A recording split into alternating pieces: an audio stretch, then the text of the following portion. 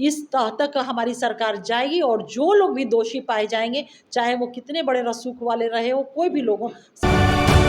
नमस्कार, आप देख रहे हैं तीसरा पक्ष न्यूज़ नेटवर्क। जैसा कि आप जानते हैं कि बिहार में पेपर लीक मामले को लेकर एक बहुत बड़ा मुद्दा बना हुआ है।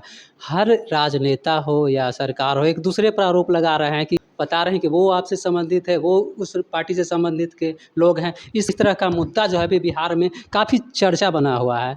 अब इन्हीं पर चर्चा करने के लिए हमारे साथ हैं जेडीयू के नेत्री एंड प्रवक्ता, एक अच्छे प्रवक्ता माने जाती हैं अंजुम मैम। हम उनसे चर्चा करेंगे। मैम ज़रा ये बताइए कि बिहार में अभी नीट का मामला लेकर बहुत काफ़ी चर्चा पर है और ख़ास करके जो भी इससे रिलेटेड लोग हैं, जो नेता हैं, राजनेता हैं या राजनेत्री हैं, जो भी हैं, बराबर उँगली उठ रहा है। मैम क्या लगता है इस पर, आपको क्या कहेंगे?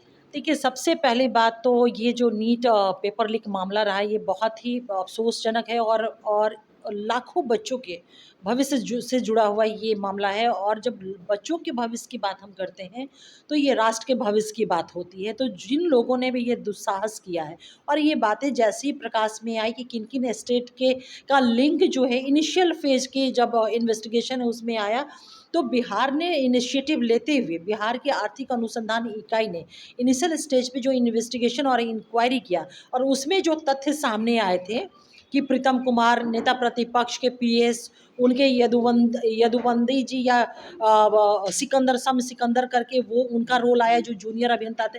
फिर बाकी और लोगों का जो नाम है, इनका जो कनेक्शन नेता प्रतिपक्ष से जुड़ा, उस पे तो विपक्ष अभी तक मुँह खोल नहीं रहा है।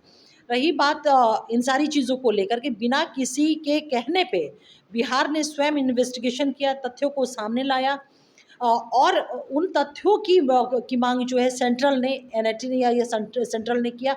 हम लोगों ने उन सारे फैक्ट को जो जांच हुए थे, जो प्रकाश में सारी बातें आई थी, हम लोगों ने अवगत कराया।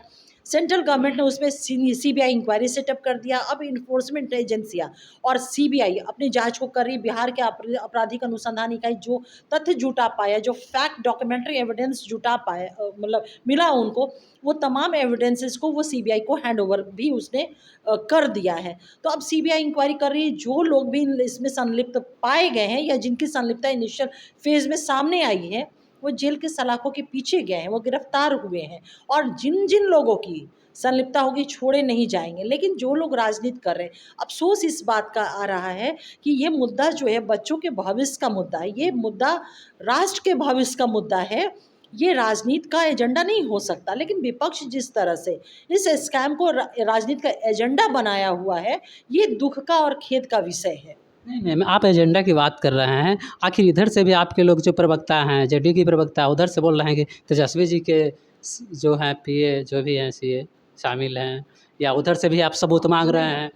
आप जो ये कह रहे हैं कि हम ये कह रहे हैं, इसको करेक्शन कर लिया जाए कि ये हम नहीं कह रहे हैं, बल्कि ये डॉक्यूमेंट्री सर्कमस्टांसेस, डॉक्यूमेंट्री एविडेंस है कि किन लोगों ने हमारे डिप्टी चीफ मिनिस्टर आदरणीय विजय सिन्हा जी ने प्रेस कॉन्फ्रेंस के माध्यम से आप लोगों को अवगत कराया, सारे कॉल्स डिटेल्स उन्होंने दिखाया, वो सारे डॉक्यूमेंट दिखाए, जिसके कहने पे वो गेस्ट हाउस बुक हुआ था, जिन बच्चों को ठहराया गया था, क्वेश्चन रटाया गया था, क्वेश्चंस वहाँ सप्लाई किए गए थे, ये सारे वारदात जो है ना, ये सारे कांड वहाँ पे हुए थे और इसके डॉक्यूमेंट्री प्रमाण है, चाहे वो कॉल डिटेल हो या फिर गेस्ट हाउस बुक करने का मामला हो। तो ये कह नहीं रहे, ये डॉक्यूमेंट्री साक्ष्य है, उस साक्ष्य को हम लोगों ने प्रस्तुत भी किया है, उस साक्ष्य को हम लोगों ने सीबीआई को दिया हुआ भी है। तो ये हमारा आरोप नहीं, लेकिन ये जो चीज़ें तथ्य सामने आए हैं, उस पे नेता प्रतिपक्ष या विपक्ष क्यों नहीं मुँह खोल रहा है? क्यों नहीं कह रहे हैं कि नहीं, हमारे ये इन लोगों ने बुक नहीं कराया था?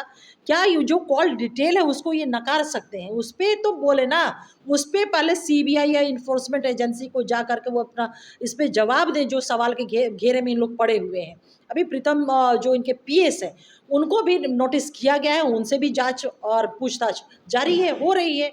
एक चीज़ जान लीजिए कि कितना भी पॉलिटिकल नैरेटिव वो सेट कर ले, कितना भी राजनीतिक वो अपना एजेंडा सेट करने का प्रयास कर ले, इस तह तक हमारी सरकार जाएगी और जो लोग भी दोषी पाए जाएंगे, चाहे वो कितने बड़े रसूख वाले रहे हो, कोई भी लोग हो, सभी के ऊपर विधि सम्मत कार्रवाई की जाएगी। लेकिन मैम ये जो संजीव मुखिया जी हैं या उनकी पत्नी हैं, उनकी किन-किन राजनेताओं के क्या संबंध है? माने इस पर भी तो बराबर उँगली उठ रहा है ना मैम?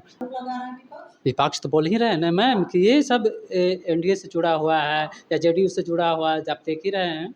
अच्छा एक चीज़ ये बताइए कि क्या किसी के साथ फोटो कर पब्लिश कर देना ये विपक्ष ने किया है, ये कोई प्रमाण होता है क्या? ऐसे हजारों ऐसे फोटोग्राफ्स हम लोग जारी कर देंगे जो इनके आपराधिक लोगों के साथ है। राजवल्लभ यादव क्या है? राजवल्लभ यादव कोनो फ्रीडम फाइटर नहीं है, उनके साथ इनके सारे फोटो हैं। चुनाव प्रचार में ये बहुत सारे ऐसे लोग, फोटो को आप एज ए साक्ष्य नहीं प्रस्तुत कर सकते, मेंटली इन लोग इंसॉल्वेंट हो गए हैं। अरे जो आरोप आपके ऊपर या जो तथ्य आपके खिलाफ आए हैं, जो एविडेंसेस आपके खिलाफ आए हैं, उस पे ना जवाब दीजिए। तो एक नया नैरेटिव सेट करने का, इन्वेस्टिगेशन को ट्विस्ट करने का ये प्रयास कर रहे हैं। कहीं राजनीतिक मुद्दा बनाया जाए। निश्चित रूप से इसको मुद्दा बनाया जा रहा है, और जो जांच के उपरांत इनके तरफ जो गई है, कड़ी गई है, उसे ये डाइवर्ट करने का प्रयास कर रहे हैं। इन्हें इस पे जवाब देना होगा कि ये जो तथ्य साक्ष्य सामने आए हैं, कॉल डिटेल या गेस्ट हाउस बुक करने का या क्वेश्चन पेपर जलाने का, ये सारी चीज़ें क्या है, इस पे इनको जवाब देना ही देना होगा, चाहे कितना भी ये भ्रामक बयान देते रहें। चलिए मैम, बहुत बहुत धन्यवाद मैम।